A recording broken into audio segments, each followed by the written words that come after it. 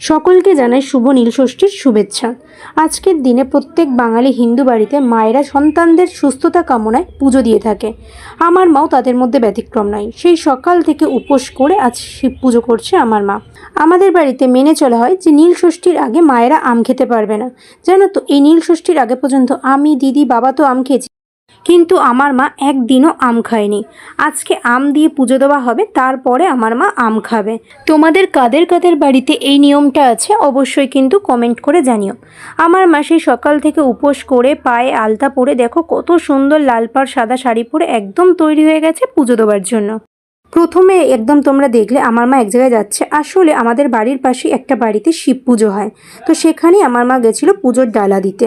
তারপর সেখান থেকে ফিরে এসে এবার বাড়িতে পুজোর জোগাড় করছে। প্রথমেই দেখো মা এখানে ভালোভাবে চন্দনটা বেটে নিচ্ছে, তারপরেই দেখো প্রদীপ ধরিয়ে নিয়েছে। এবার শিব ঠাকুরকে স্নান করাচ্ছে আমার মা।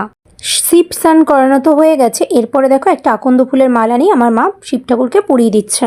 স্নান করানোর আগে শিব ঠাকুরের গায়ে আমার মা খুব ভালোভাবে মধু আর ঘি মাখিয়ে নিয়েছিল। আসলে কথিত আছে শিব ঠাকুরের পছন্দের ফুল হচ্ছে ধুদ্রা ফুল এবং আকন্দ ফুল, তাই শিবরাত্রির দিন বলো বা যে কোনো শিব পুজোতেই শিব ঠাকুরকে আমরা এই ধুদ্রা ফুল এবং আকন্দ ফুল অর্পণ করে থাকি। এবার দেখো আমার মা এক হাতে ঘন্টা বাজাচ্ছে আর এক হাতে ধূপকাঠি এবং প্রদীপ নিয়ে ঠাকুরের কাছে আরতি করছে। মা মায়ের মতো করে শিব ঠাকুরকে পুজো দেবার পর অর্পণ করে দিয়েছে শিব ঠাকুরের সামনে ফল প্রসাদ।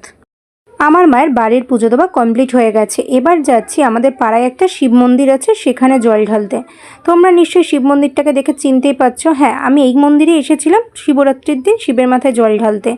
আজকে যেহেতু রাতের বেলা নয় দিনের বেলা, তাই আমি তোমাদেরকে খুব ভালোভাবে শিব মন্দিরটাকে দেখাতে পাচ্ছি। আগের বার তো রাতের বেলা ছিল, হয়তো খুব ভালোভাবে দেখাতে পারিনি। প্রথমেই শিব মন্দিরে প্রবেশ করে আমার মা শিব ঠাকুরের মাথায় জল ঢেলে নিল। এবার এই শিব ঠাকুরকে নমস্কার করে শিব ঠাকুরকে পরিয়ে দেওয়া হচ্ছে আকন্দ ফুলের মালা এবং অর্পণ করা হলো ধুত্রা ফুল, তার সাথে ফল প্রসাদ। তারপরে ধূপ এবং মোমবাতি দেখিয়ে ঠাকুরকে পুজো দিয়ে মা বেরিয়ে এলো মন্দির থেকে। তারপর বাড়ি এসে আমার মা আমার হাতে দিয়ে দিয়েছিল চরণামৃত, তারপরে আমি সেটাকে খেয়ে নিলাম। ব্যাস এইভাবেই কাটলো আজকে নীলষষ্ঠীর দিনটা।